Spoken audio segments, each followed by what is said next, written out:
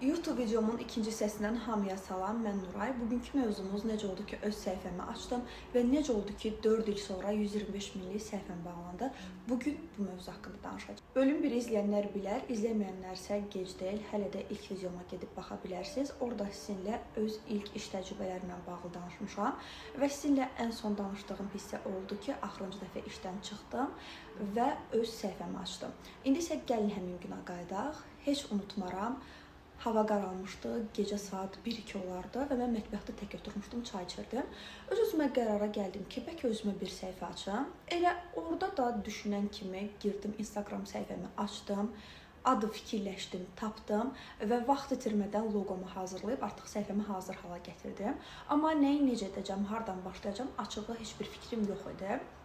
Gəl zaman, geç zaman elə oldu ki, artıq mən yavaş-yavaş aksesuarlar, eynəklər, geyimlər və s. qarışıq şəkildə məhsullar satmağa başladım. O vaxtdan bəri məni tanıyanlar bilər ki, bizə ilk olaraq təkcə aksesuar deyildi, qarışıq şəkildə, hətta telefon kabrosundan tutmuş bütün məhsulları bizdə səhifədə tapmaq olardı. Və beləliklə başladım işləməyə, çatdırılmalar edirdim o vaxtda gənc ünvan içərisində və 28-də.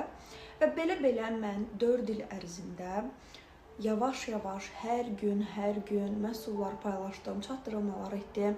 İndi danışanda dilə asan gəlir, amma 4 il həqiqətən də çox uzun müddətdir və bu müddət ərzində artıq sən yavaş-yavaş tanınırsan, artıq sən öz müştəri kütlən olur, blogerlərlə, influencerlarla əməkdaşlıq edirsən. Belə o öz dostuna, bu öz rəfiqəsinə deyə artıq səhifən bir də baxırsan ki, böyüyüb və 125 minlik bir kütlə yaranıb. Və deyəcəksiniz ki, necə oldu bəs bu 4 il ərzində formalaşdırdığın, zəhmət çəkərək böyütdüyün, gecəni gündüzünə qataraq, durmadan, dayanmadan çalışdığın səhifən bağlandı?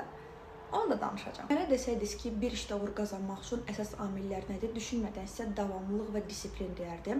Çünki ola bilər ki, bir gün motivasiyan olsun, digər gün həvəsdən düşəsən, amma davamlılıq və disiplin odur ki, sən gün keçdikcə bunun fərqində olmasan da bir müddətdən sonra arxaya baxanda görürsən ki, həqiqətən də böyük bir yol qət etmisən və həmin o hər gün yavaş-yavaş çalışdığın günlər artıq gün sonunda səni öz məqsədinə gətirib çıxarıb. Bu ola bilər ki, 1 il olsun, ola bilər ki, 5 ay olsun, 6 ay olsun, 2 il, 3 il, 4 il fərq etmir.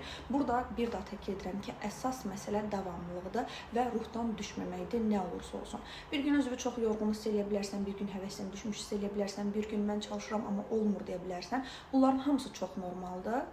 Əsas odur ki, sən hər şeyə rəğmən disiplinin olsun, özünə inamın olsun və davamlı olasan işində. Bir gün belə olsa, bir gün belə olsa heç bir fərqi yoxdur. Dediyim kimi, bir müddətdən sonra həmin günlər səni gətirib öz məqsədinə, istəyinə çatdıracaq. Necə ki, məndə də bu belə oldu. Bunları sizinlə təbii ki, gələcək zamanlarda ətraflı şəkildə danışacağım. Amma ilk olaraq bunu mütləq şəkildə bildirmək istəyirəm. Uğur birdən-birə qazanılmır, şans gəlib səni tapmır. İlk videomda dediyim kimi, insanlar öz şansını özü yaradır. Hansı ki, sizin bu disiplininiz, iradəniz və davamlılığınız gələcəkdə sizin üçün şans və uğuru yaradan əsas amillərdən biridir. İndi isə istəyirəm ki, 4 illik səhifəm bağlanana kimi öz iş sistemi ilə bağlı danışım ki, mən necə işləyirdim.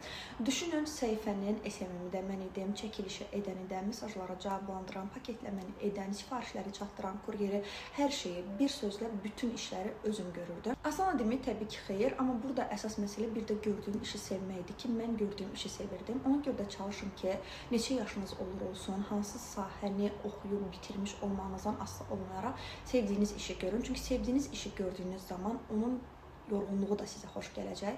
Bilmirəm, izah edə bilirəm sizə fikrim ya yox. Necə ki, mən axşama qədər mesajlara cavablandırırdım, səhər dururdum, sifarişləri hazırlardım, çəkiliş edirdim. Elə vaxt olurdu ki, günə 2 çatdırılma salardım, səhər gedib sifarişləri təhvil verirdim, günorta gəlib bitkiyə yemək yeyib sifarişləri hazırlayıb, axşam yenə çatdırılmaya gedirdim. Bunun istisi var, soyuğu var, yağışı var, qarı var və yarım saat 40 dəqiqə müştərini gözlürdüm ki, eyni yerdə, xüsusilə də soyuq havalarda gözləmək bilirsiniz necə çətindir. Həmin dönəm məni ən çox həyəcanlandıran vaxtlardan biri də bilirsiniz hansı idi? Hansı ki, mən çatdırılmaya gedirdim və bir də başıma qaldırırdım ki, üstümə 20-30 nəfər gəlir, hamı sifarişini götürmək istəyir.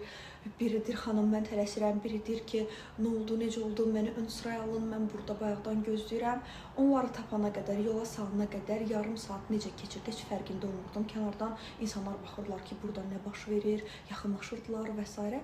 Yəni, həmin o yarım saat 40 dəqiqə elə keçirdi ki, mən axırda sifarişləri verəndən sonra oh, belə deyirdim, hələ elə bir vaxtda olurdu ki, sifarişləri gətirmişəm və bir xanım yaxınlaşır, deyir ki, mənim sifarişim budur və mən həmin sifarişi unutmuşam.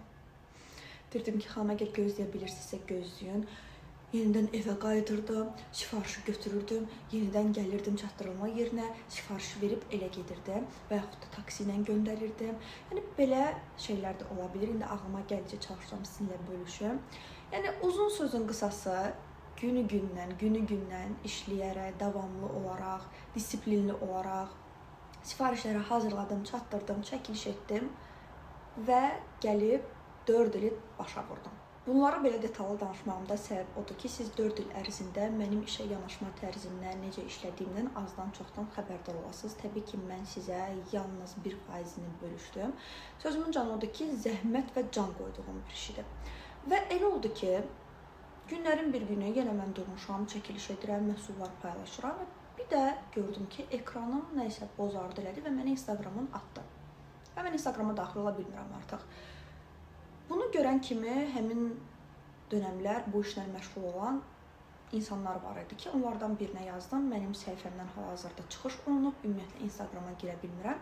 Məsələ nədir? Xahiş etdilər ki, bəs Instagram profilinin parolunu verin və onlar giriş edib baxsınlar nədir.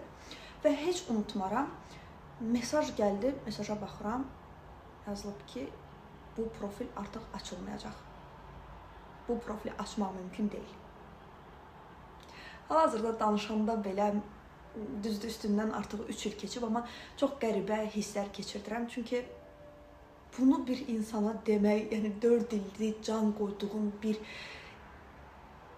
iş var və sənə belə bir söz deyilir. İnsan deyir, bir dəqiqə, yəni necə yəni açılmayacaq, bu nə deməkdir? Və belə bir ay keçdi, səhifəm bağlı qaldı. Mənim ikinci bir səhifəm var idi o vaxtı. Həmin səhifədən öz şəxsi profilimdə paylaşdım ki, hələ ki müvəqqəti olaraq buradayam. Şəxsi səhifəmdə də mən izləyən müştərilərim var idi.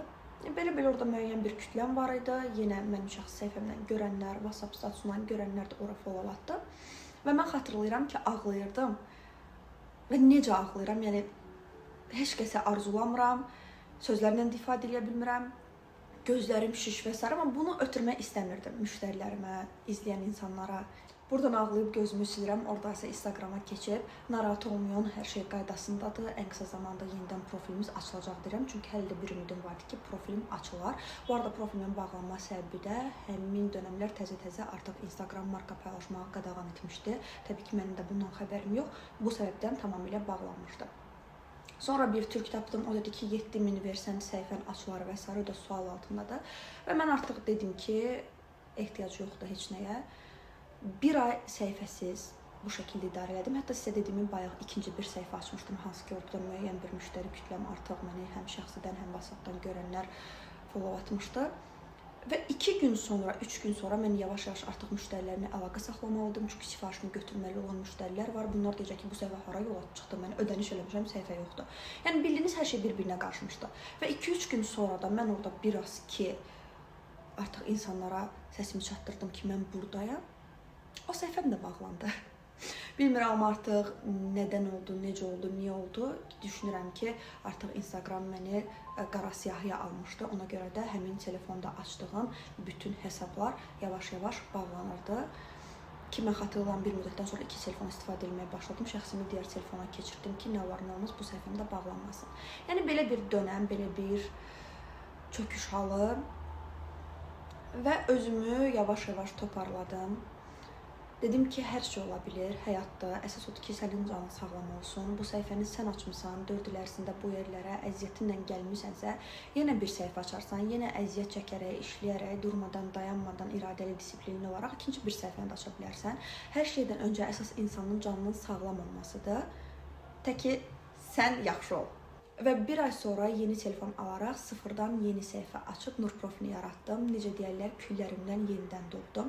Və inanın səmimiyyətimə, mən hal-hazırda sizə misalı öz iş həyatımdan çəkirəm. Amma həyatınızın hansı sahəsində nə baş verməsindən asılı olmayaraq, əmin olun ki, gün gələcək və deyəcəksiniz ki, yaxşı ki, bu belə olub. Çünki insan o hadisələri yaşadığı zaman heç nəyin fərqində olmur. İnsan o qədər ağıllı deyil ki, hər şeyi anlasın, dərk eləsin.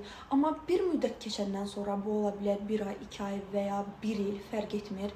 Bir zaman keçəndən sonra sən görürsən ki, nə yaxşı ki, o hadisələr baş verib. Uzun sözün qısası mətləbə gəlim, yaşayıb təcrübə etmiş biri olaraq deyirəm, başınıza nə gəlirsə gəlsin, nə olursa olsun, həyatda düşə də bilərik, qalxa da bilərik. Əsas məqsədiniz olsun və həmin məqsədinizə yıxılsanız belə özünüzə inanaraq əmin addımlarla davam edin. Əmin olun ki, gec-tez həmin uğur da, şans da gəlib sizi tapacaq. Ay mənim başıma bu gəldi, mən artıq bu işi buraxıram. Ay belə oldu, mən istəmirəm davam eləmək. Deməli bura qədər imiş, yox. Özünüzə inanın və maneələr çıxsa belə davam edin. Növbəti videomda görüşənə qədər hələlik.